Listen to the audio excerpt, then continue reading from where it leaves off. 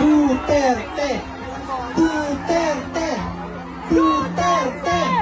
Duterte! Ano ang sigaw ng mga mamalang Pilipino? Duterte! Duterte! Duterte! Duterte! Sir Bong! Sir Bong! Sir Ben! Sir Ben! Sir Ben! Sir Ben! Sir Ben, kitawag ka na dito. Kitawag ka na dito.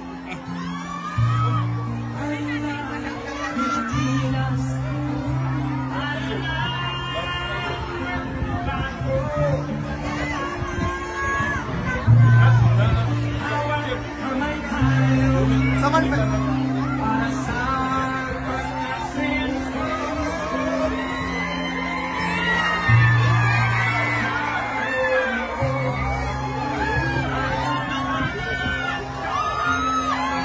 Ano ang sigaw ng mamamayang Pilipino? Duterte! Duterte! Duterte! Duterte!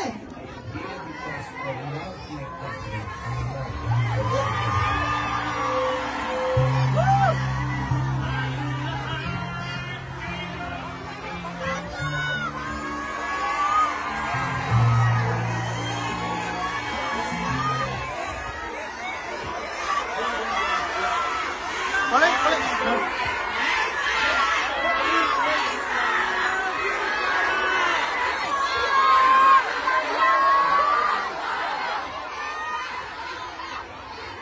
Magandang hapon sa inyong lahat. Unahin po muna natin ang ating pagpapasalamat sa Diyos dahil sa magandang araw na ito at sa safe na pagbiyahe ninyong lahat papunta dito sa The Hague, Netherlands. At syempre, dahil bumiyahe kayo papunta dito, ay mag-ingat kayo sa biyahe ninyo pauwi lahat sa inyong mga tirahan mamayang hapon.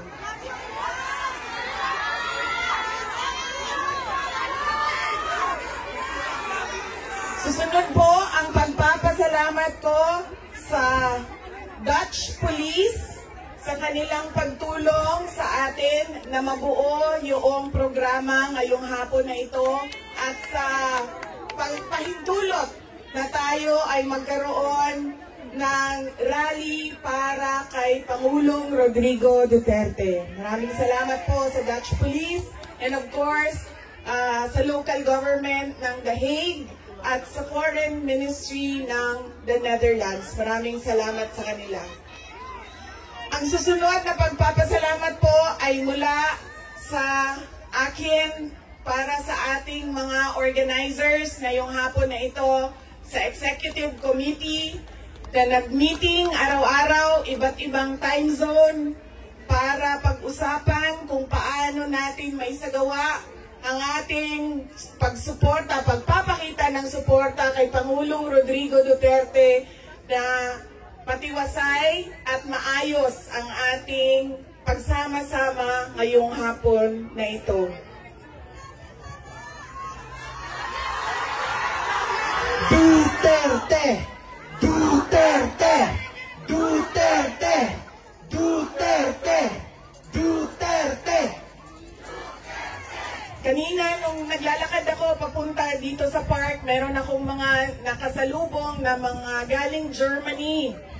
At tinanong ko sila kung gaano katagal ang biyahe mo, ma'am, papunta dito. Sabi niya 9 hours daw. At 9 hours din daw siyang babiyahe pauwi.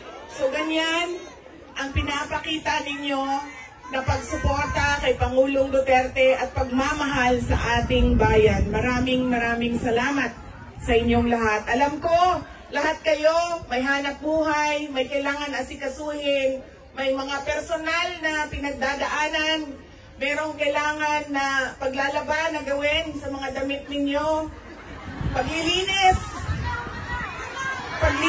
ng bahay, Nagbayad ng utang.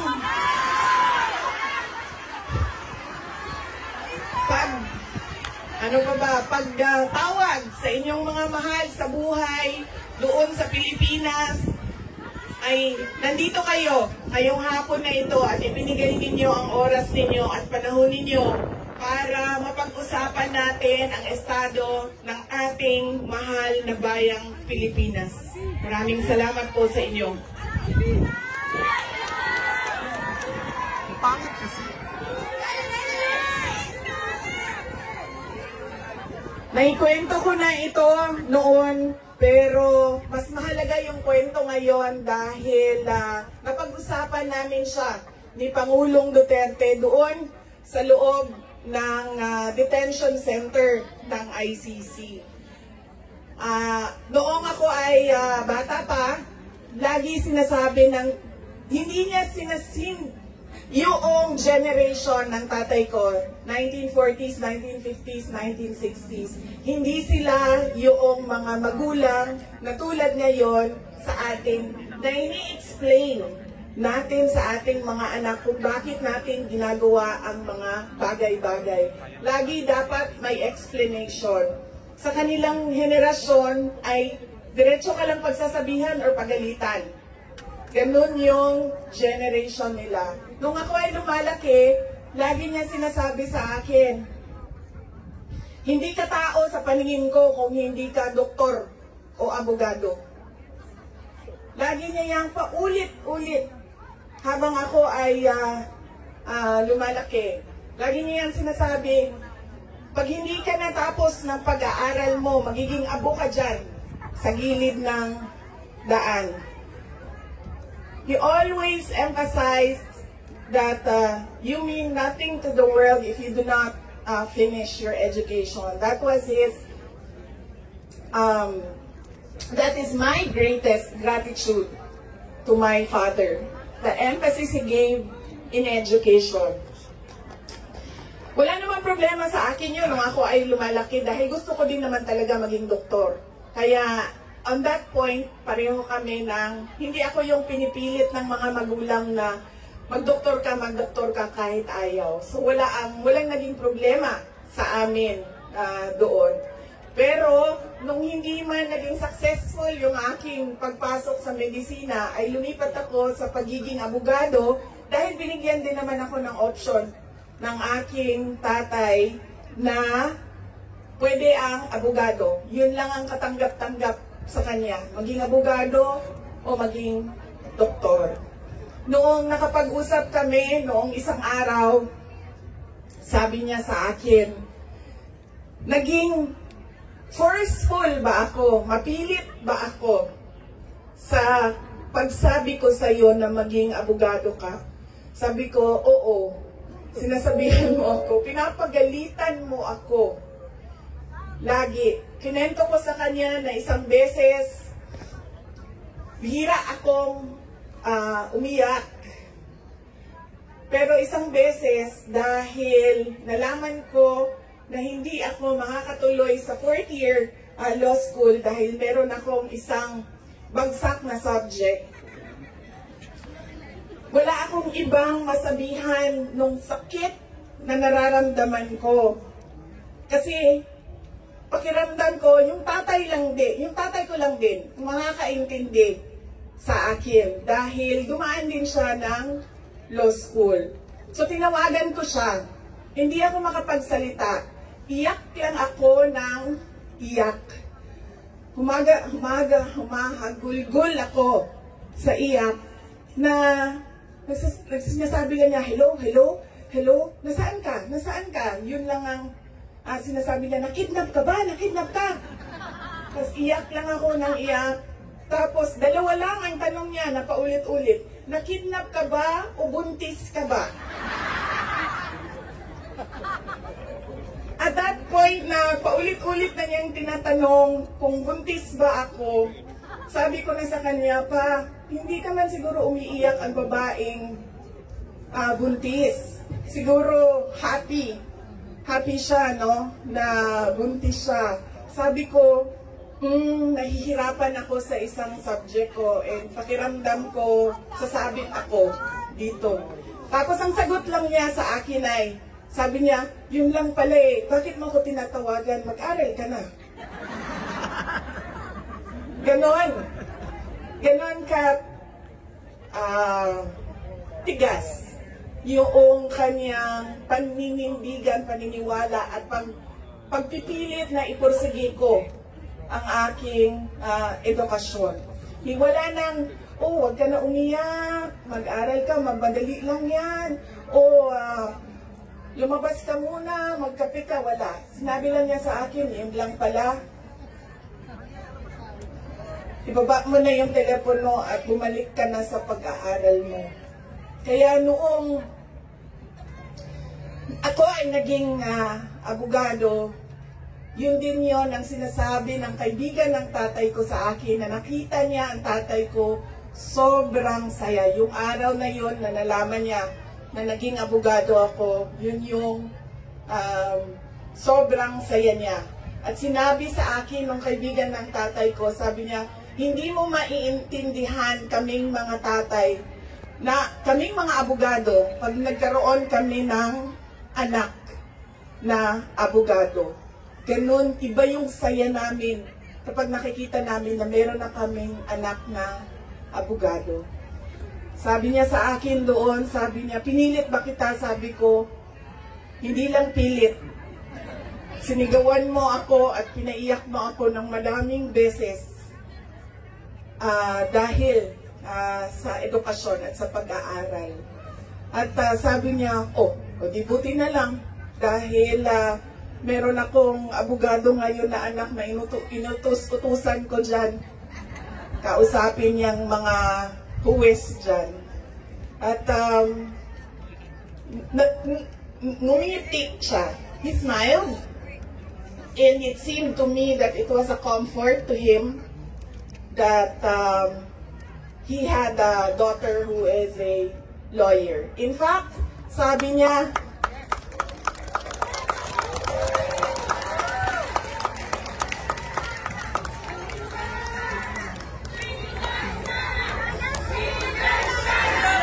Inday Sara Duterte! Inday Sara Duterte! Inday Sara Duterte!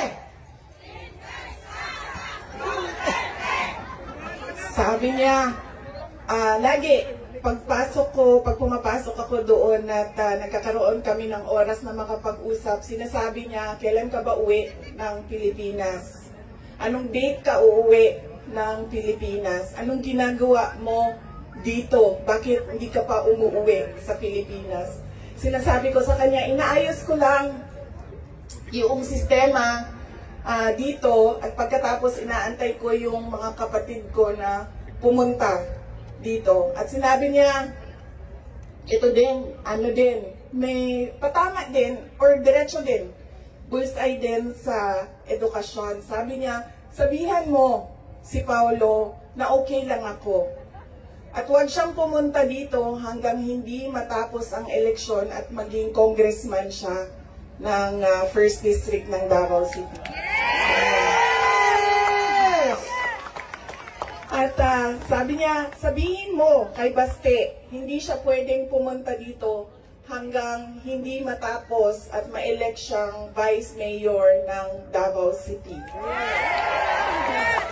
Ito ang pinakamatindi dahil pinagtatawanan namin siya sa group chat namin. Kaming magkakapatid 4, meron kaming group chat.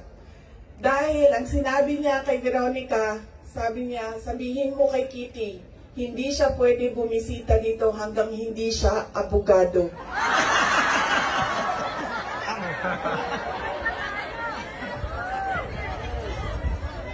Sabi ni Kitty, grabe ang overacting ni Papa. So, ibig sabihin ba, mga 5 years. She has 5 years until she becomes a lawyer. Na meron pa akong 5 taon na bago ako makabisita. Ganon siya kahit na nandun siya sa loob. Ang kanyang iniisip, unang-una, yung mga kapatid ko na kailangan magtrabaho para sa siyudad ng Davao, yung kapatid ko na kailangan mag-aral. Yun pa rin ang iniisip niya. At kapag tinanong mo siya, pa, ano ba ang kailangan mo dito sa loob? Ang sinasabi lang niya, mga, alam mo yun, mga bagay na shaving cream, Coke Zero, Monggo. Piniritong. tumigil na siya sa kakahingi ng Pinoy na ulam dahil parang hindi talaga kaya nung nagluluto sa loob ang Pinoy na ulam. Pero nagpadala ako kahapon ng PDF file ng mga recipes na pwedeng sundin nung nagluluto. Yes! Duterte! Duterte! Duterte! Meron siyang, meron siyang hilig sa Coke Zero at yun lang yung hingi niya. May shopping list doon sa loob. At sabi niya doon sa gwardiya na isulat mo dyan, 2 case ng Coke. Ako ng gwardiya, sabi niya, pwede ka naman bumili dyan sa vendo tapos iiwan mo para sa kanya. So sabi ko, Papa, anong gusto mo dito? Sabi niya, Coke Zero lang. So bumili akong 4 na Coke Zero, iniwan ko sa kanya. Sabi ko pa, that's 1 for each day pa ha. So today, tomorrow Saturday, tomorrow Sunday, Monday, Tuesday, Wednesday. Dahil darating na yung grocery list mo by Wednesday. At sagot niya sa akin, bakit isa lang? Sabi naman nung gwardiya, sabi niya, he has to have at least 2 because he already drank upstairs 1 Coke Zero. And then sabi ko, sige pa, sabi ko, babalik naman ako sa Lunes. Sabi ko, 2 bukas Sunday and 2 sa Monday. Tapos i-replenish ko na lang yung Coke Zero mo. Sabi ko sa kanya, alam mo pa, sinasabi sa iyo ng doktor, maglakad ka daw. Huwag kang nakaupo lang sa kwarto mo. Tapos sabi ko, pwede ka naman, allowed kayo na lumabas dyan. Sabihan niyo lang ang gwardiya. Sabi niya, ayoko maglakad sa labas kasi baka didiretso ako sa gate at umalis sa lugar na ito.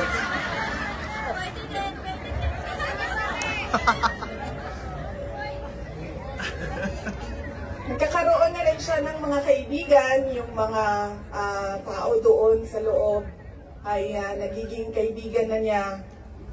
At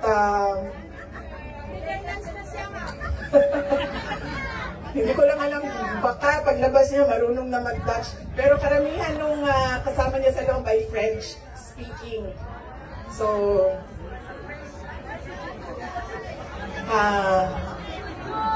baka paglabas niya, no, di na kayo kay tamao magbinisaya, tingala tama. Voulez-vous coucher avec moi? Tingala na. Whatever that means. So, on that point, he is okay. Okay naman siya. Pero as a lawyer, kasi alam niya yung batas eh. Alam niya kung anong nangyayari. Kaya medyo persuasive siya. And lagi niyang inuulit-ulit kung ano yung kailangan gawin para sa kanyang kaso. At lagi siyang nagtatanong ng timelines dahil alam naman natin sa korte ay medyo may kabagalan. Diba? Magsasagutan, ang prosecution, ang defense, maraming mga papel na kailangan ipasok at antayin ang oras. Kaya siya din ay insistent sa mga timelines niya. Pero ang sinasabi niya lagi, alam niya na mali ang ginawa. And at to the very minute na tinulak siya paakyat ng eroplano. Ilang beses niya sinabi na I want to be tried in a Filipino court before a Filipino judge and a Filipino prosecutor. Because he knew that number one, wala talagang basehan yung kaso. 43 counts of murder. Ang sinasabi nila na thousands. Totoo yan, ma'am. Kaya minsan naisip ko, naging kaso lang ba ito dahil sinusulat sa media na thousands ang namatay? I do not even understand paano naging crimes against humanity ang 43 counts of murder na ngayon ay lumalabas. Hindi naman ata totoo lahat yung mga witnesses at yung mga complainants. But that is a thing for the courts and the lawyers to discuss inside. Ano bang pwede nating gawin? Ang pwede nating gawin ay i-demand na ipauwi or iuwi nila si Pangulong Duterte. Bring him home! Bring him home! Bring him home! Bring him home! Bring him home! Bring him home!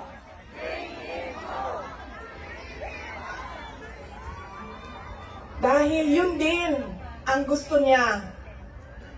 Araw-araw na nandun ako, sa mga araw na nandoon ako, isa yan sa paulit-ulit niyang sinasabi, kailan mo ako mapalabas dito dahil darating ang eleksyon, mag-mayor pa ako ng syudad ng Davao. Bring him home! Bring him home! Bring him home!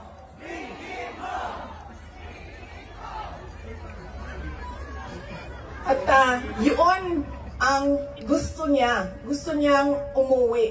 Sinabi ko din sa kanya yon pa. Sabi ko, yung kagustuhan mo na umuwi, yan din yung katapusan ng buhay mo. Magiging Ninoy Aquino Jr. ka. At sinabi niya sa akin, sabi niya, kung ganyan ang kapalaran ko, then so be it. Basta lang mauwi ako sa Pilipinas. Kaya, meron man akong worry para sa kanyang safety and security, pero lagi niyang inuulit-ulit talaga, ibalik niyo ako sa Pilipinas. Bring him home! Bring him home! Bring him home! Bring him home! Nagtatanong marami, ano bang pwede magawa? Huwag natin tigilan ang panawagan sa gobyerno natin sa Pilipinas at sa lahat ng gobyerno na nakikinig at dito sa ICC na ipaalam sa kanila na mali ang ginawa kay Pangulong Rodrigo Duterte. At paano ba itama yon? Ibalik nyo lang siya sa Pilipinas. Ituloy nyo lang yung kaso, walang problema. Ibalik nyo lang siya. Bring him home! Bring him home! Bring him home! Okay naman sa init? Ako din. Kaya nga no, sunburn ang katungaan niya. Ang katungaan niya. Okay lang.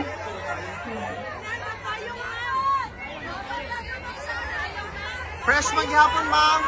Hindi, okay lang. Ginawangan lang tamo. Naka-ready ang sunblock ni Redoble. Fresh maghapon. Okay lang, sir. Kaya di nila makita na ako ang mata kung magkalok ka. Okay? Unsa pa ba? Ano pa ang pwede natin gawin?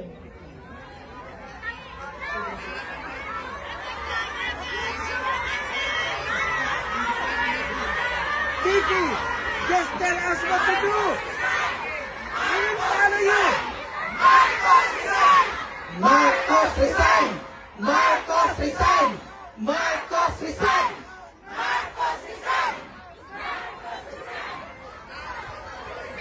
Kayo nagsabi niyan, hindi ako ha.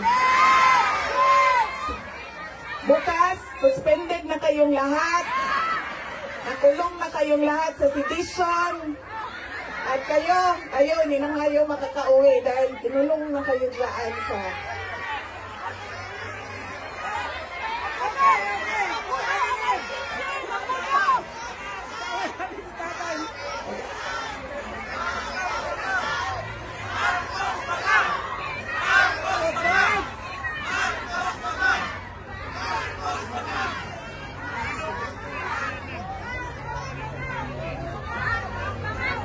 And that relates to transparency and accountability.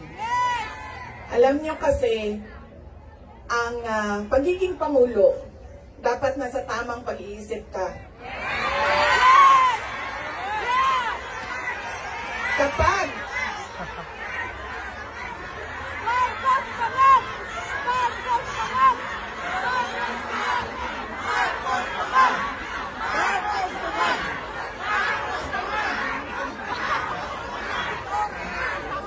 dahil nasa mga polisiya mo at desisyon mo ang kinabukasan ng kabataan at ng bansa. Kaya yung pagsasabi na hindi mahalaga ang drug test sa aking kapasidad at abilidad na mamuno is tantamount to betrayal of public trust. Dahil kailangan malaman ng taong bayan na nasa ayos ang iyong decision making.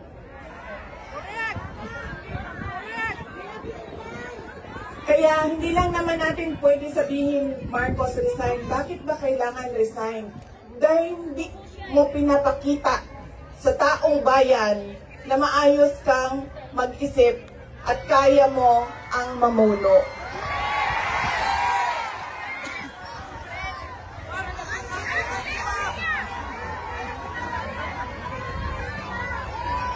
Madaming mga tanong na nasa loob na ng korte.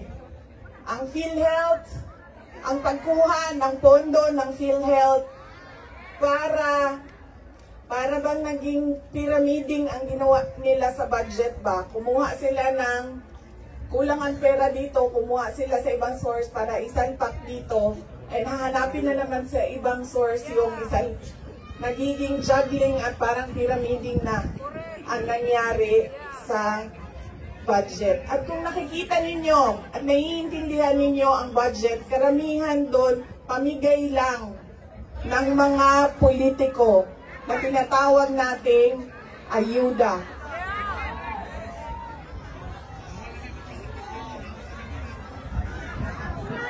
Tumakbo kami sa plataforma ng unity at continuity. Continuity, kasali na doon ang big ticket projects o mga build projects ni Pangulong Duterte.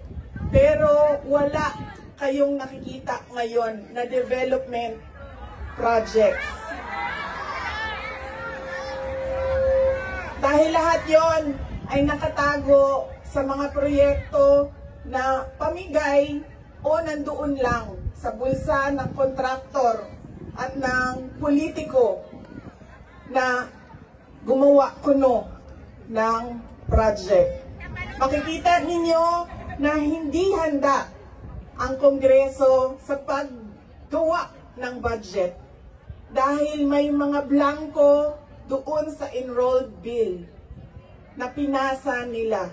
Ibig sabihin, walang nag-iisip at hindi pinag-isipan paano ba natin gamitin ang pera ng gobyerno na makita natin na merong kapayapaan at kalambuan, Kauswagan. sa ating bayan. Noong ako ay tinanong noon bakit ako nag-resign sa Department of Education. Sabi ko, unang-una, personal yon. Meron kaming personal na hindi ko gusto na ginawa niya sa akin. Pangalawa, dahil sa loob ng Department of Education. Sinabi ko na itong noon, personal ko to na experience. Yung budget ng school building program ng Department of Education, pinaghati-hatian lang sa loob ng House of Representatives. Noong unang taon, nagawan ko ng paraan. Sabi ko, hindi pwede, sige, kung yan ang gusto ninyo, yan ang makapagpapasa ng budget. Para magkaroon ng budget ang Department of Education, dadaan pa rin kayo sa validation ng regional offices ng Department of Education. Pag sunod na taon, naisipan na nila kung ano ang gagawin nila at hindi nila ma-deny ito dahil nakikita ninyo sa papel. Kaya wala din kumukontra sa akin dahil nakikita sa papel. Ang ginawa nila, gumawa sila ng sarili nilang listahan. Doon nakikita mo, pinaghati-hatian nila ang school building program at inattach nila sa General Appropriations Bill na sinabmit nila sa Senado. Sinabi namin sa mga senators, nakita niyo ba kung anong ginawa? Sabi nila, oo, nakita namin kung anong ginawa ng House of Representatives. Sabi ko, please, hindi natin masasolve ang problema ng school building program kung ganito lagi ang nangyayari sa budget ng new construction. Meron pang ibang problema sa loob ng budget. Sinubukan ng mga senators na tanungin, pasagutin, sumasagot, yes, pero pagdating sa BICAM, anong nangyari? Wala namang totoong BICAM kung saan pinag-uusapan ang paggamit ng pera. Ang desisyon lang na nandun ay kay Zaldico, nung panahon ko, kay Zaldico at kay Martin Romualdez. At diretsong pinapapirma sa malamang tao na hindi nagbasa o hindi binasa ang buong budget. Kaya walang nakakita o hindi nila nakita dahil hindi naman binasa na may blanco doon at pwedeng lagyan ng kahit anong amount yung mga blanco sa budget. Madaming katanungan, madami ang problema ng bayan. Kaya lagi ko sinasabi, hindi kami ang problema ng bayan.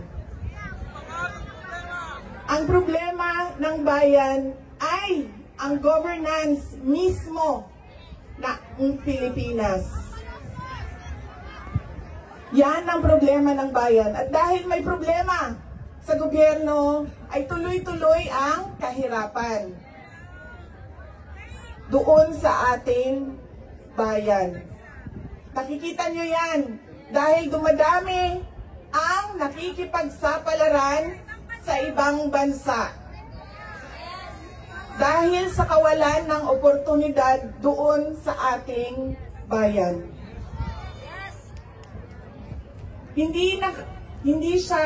We should not be proud that we are exporting our countrymen, our workforce abroad dahil, wow, ang daming dollars na pumapasok sa Pilipinas dahil sa padala. Hindi yan siya nakakatuwa. Dahil ang isang bansa, dapat meron siyang oportunidad na binibigay sa kanyang mamamayan. Hindi lang yan. Decent housing, peace and order, quality healthcare. Nakikita nyo yan dito sa mga bansa kung nasaan kayo. At kaya kayo nandito dahil hindi niyo yan nakikita doon. And apparently, tayo lang yung nakakakita, yung nakaupo doon, hindi nila nakikita.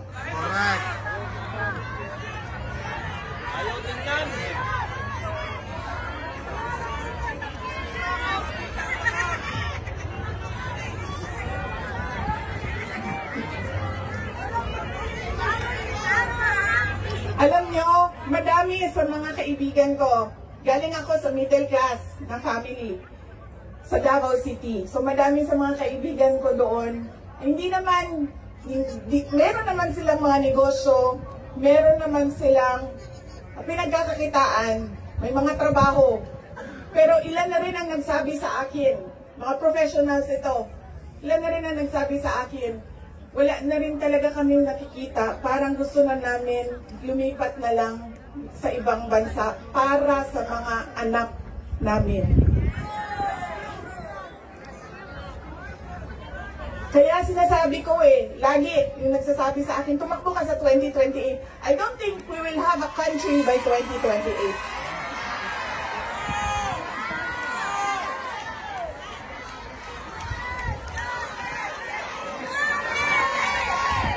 Duterte!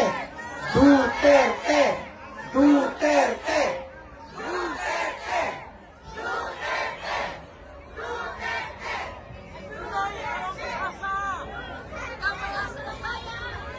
Kaya dapat natin i-exact ang responsibility dyan sa gobyerno na ibigay nila kung ano yung karapat-dapat para sa ating bayan.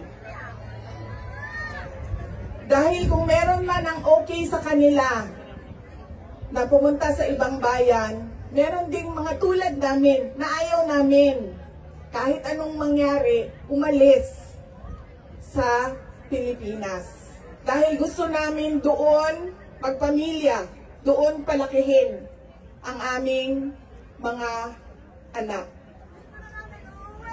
Kaya dapat meron tayong nakikita kung ano yung dapat para sa isang bayan. At alam niyo yon kasi nakikita niyo yan. Kasi nakaikot na kayo sa iba't ibang bansa.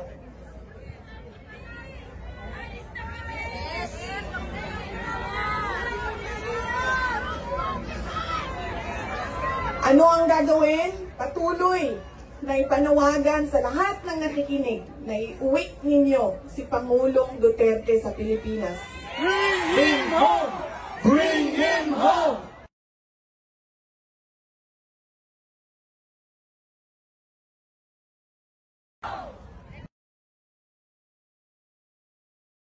Hingin sa gobyerno, sa administrasyon na ibigay ninyo ang serbisyo at kaunlaran na karapat-dapat para sa mga Pilipino at para sa Pilipinas.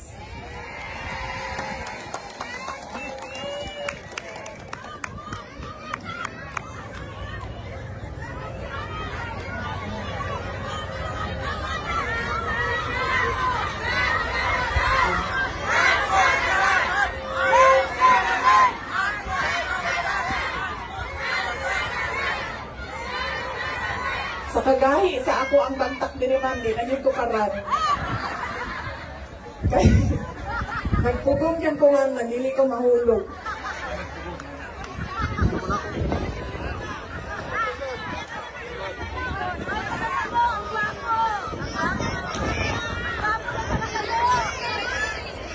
Yung akin pong mga pagpapasalamat.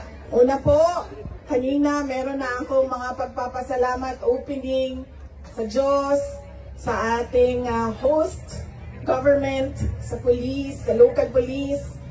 Yung aking mga pagpapasalamat sa inyo, sa oras ninyo. Ang aking mga pagpapasalamat sa inyong patuloy na suporta sa aking opisina, ang Office of the Vice President.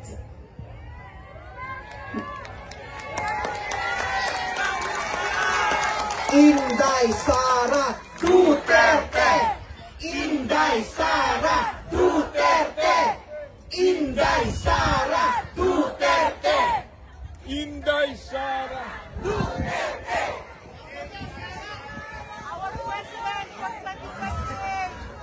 Malakas ang loob ko dahil nandyan kayong lahat.